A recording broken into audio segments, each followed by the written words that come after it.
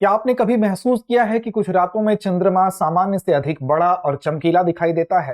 तो कुछ ऐसा ही होने वाला है 3 जनवरी 2026 को, और इस घटना को कहा जा रहा है वुल्फ सुपरमून। तो आज हम इस वीडियो में समझेंगे कि वुल्फ सुपरमून क्या होता है, क्या यह सुपरमून से अलग घटना है।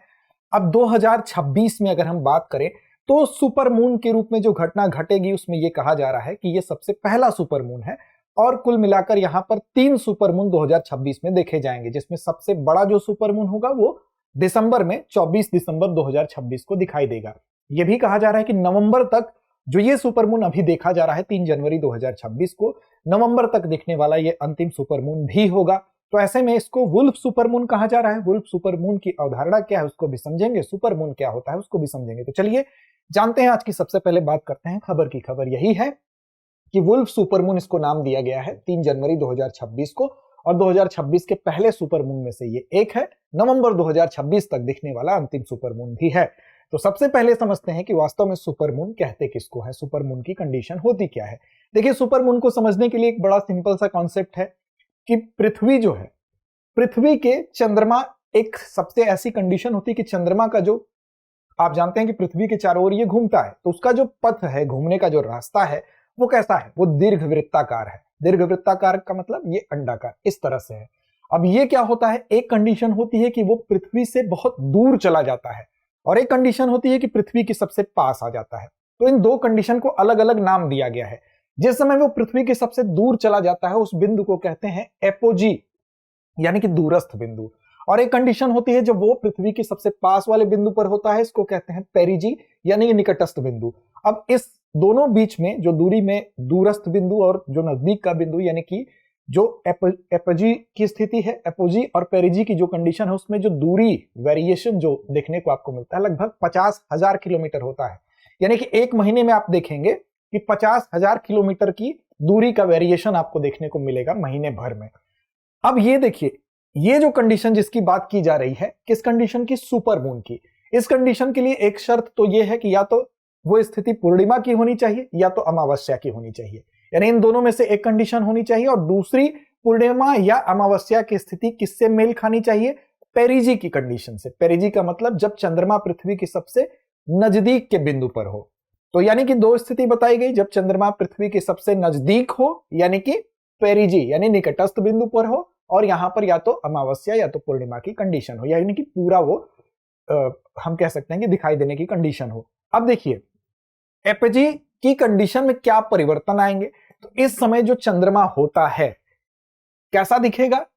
अब देखिए, जब एपोजी के कंडीशन में होता है तो चंद्रमा दूर होगा, दूर की स्थिति में उसकी जो हम कह सकते हैं चमक होगी, कम होगी। लेकिन जब वही चंद्रमा पास होगा तो ऐसी कंडीशन में वो बड़ा भी दिखाई देगा और चमकीला भी दिखाई देगा। तो आप जब भी देखेंगे कि सुपरमून की घटना होगी तो यहां पर चंद्रमा की जो चमक होती है वो लगभग 30% यानी कि 30% चमक उसमें ज्यादा होगी, और लगभग 14% जो इसकी हम कह सकते हैं आकृति होगी वो बड़ी दिखाई देगी। तो 14% बड़ा और 30% ज्यादा चमकीला दिखाई देता है।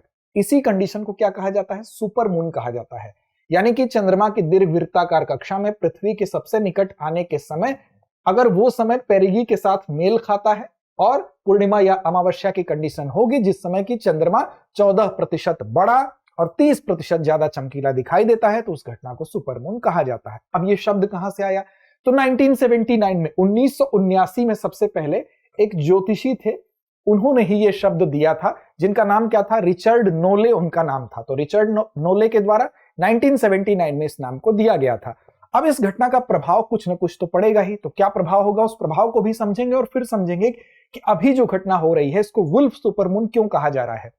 लेकिन उससे पहले आपके लिए एक सूचना है। सूचना यह कि दृष्टि आई इसकी तरफ से हम आपके लिए लेकर आए हैं एक बहुत ही शानदार कोर्स। इस कोर्स को शानदार इसलिए कहा जा रहा है, सबसे पहली और खास बात यह है इसकी कीमत 24,999 रुपए मात्र।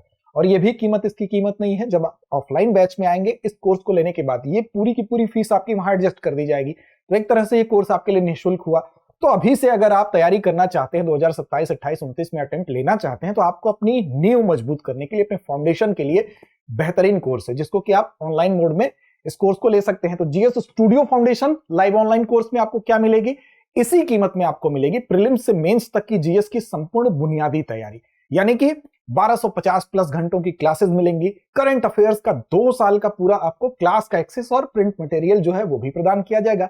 18 क्लास टेस्ट लेकर आपकी धार को भी मजबूत किया जाएगा।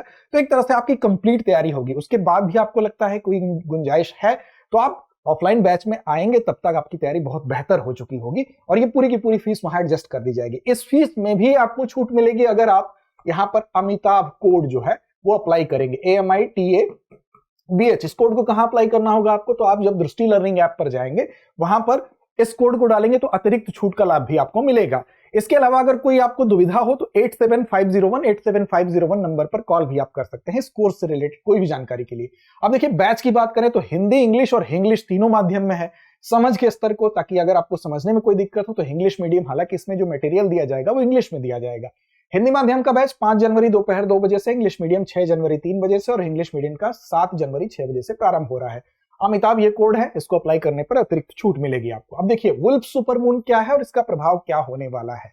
देखिए वुल्फ सुपरमून, पहले तो इसका नाम क्यों दिया गया उस पर भी बात कर लेते हैं। दरअसल इस नाम के दिए जाने के पीछे जो कारण है वो पारंपरिक और सांस्कृतिक कारण बताया जा रहा है। यानी कि वुल्फ ऐसा, वुल्फ का मतलब भेड़िया। इस समय ऐसी मान्यता है कि जो भेड़िया होता है वो ज्यादा एक्टिव होता है, वो ज्यादा अपनी जो आवाज निकालता है वो स्वर ज्यादा निकालता है, ज्यादा एक्टिव रहता है। इसीलिए इसको वुल्फ सुपरमून नाम दिया जाता है, क्योंकि ये जनवरी के महीने में हो भी रहा है। इसके अलावा भी इसके नाम अलग अलग जगहों पर इसके अलग अलग नाम मिलते हैं, जैसे कोल्ड मून भी इसका नाम मिलता है। इसके अलावा आप देखेंगे हार्ड मून भी इसको कहा जाता है, सीवियर मून भी कहा जाता है, कनाडा गूज मून भी कहा जाता है। तो इसके डिफरेंट डिफरेंट नाम हैं। तो इसके पीछे जो कारण है वो पारंपरिक और सांस्कृतिक कारण है। दूसरा सवाल उठता है कि प्रभाव क्या होगा। तो देखिए सूर्य चंद्र जब संयुक्त रूप से अपने गुरुत्वाकर्षण का असर डालेंगे, जाहिर सी बात है कि चंद्रमा करीब है तो उसके गुरुत्वाकर्षण का ज्यादा प्रभाव होगा। तो उतना ज्यादा तो नहीं, लेकिन थोड़ा बहुत आंशिक परिवर्तन देखने को मिलता है। तो इससे जो पेरिजियन स्प्रिंग टाइड्स होते हैं, यानी कि जो ज्वार और जो ज्वार की ऊंचाई होगी उस पर थोड़ा प्रभाव पड़ेगा, और जो भाटा की जो गहराई होगी मतलब कि थोड़ा नीचा रहेगा। बहुत ज्यादा प्रभाव तो नहीं पड़ता है, लेकिन इसी समय पर अगर कोई तूफान आ जाता है तो ये प्रभाव ज्यादा दिखने लगता है। तो हम कह सकते हैं कि सूर्य और चंद्रमा के संयुक्त गुरुत्वाकर्षण की वजह से, चूंकि चंद्रमा इस वक्त थोड़ा पास होता है, अपेक्षाकृत 50,000 किलोमीटर की ज्यादा हमारे पास आ जाता है, तो इस वजह से हम कह सकते हैं कि जो पेरिजियन स्प्रिंग टाइड्स हैं वो थोड़ा सा प्रभावित होते हैं, यानी कि ज्वार थोड़ा सा उच्च और भाटा थोड़ा सा निम्न हो जाता है। तो ये इसका असर है। तो ये इसके प्रभावों की चर्चा हो गई, इसके असर की चर्चा हो गई। अब अंत में एक सवाल आपके जिम्मे हम छोड़ते हैं। सवाल क्या है? तो सवाल यही है, आपको बताना है कि सुपर मून के समय चंद्रमा सामान्य से कितना बड़ा दिखाई देता है। विकल्प आपके सामने है, 5%, 10, 14 या 25%। इसके अलावा आपको बता दें कि हमारे टेलीग्राम चैनल को आप फॉलो अगर अभी तक नहीं किए हैं तो कर लीजिए।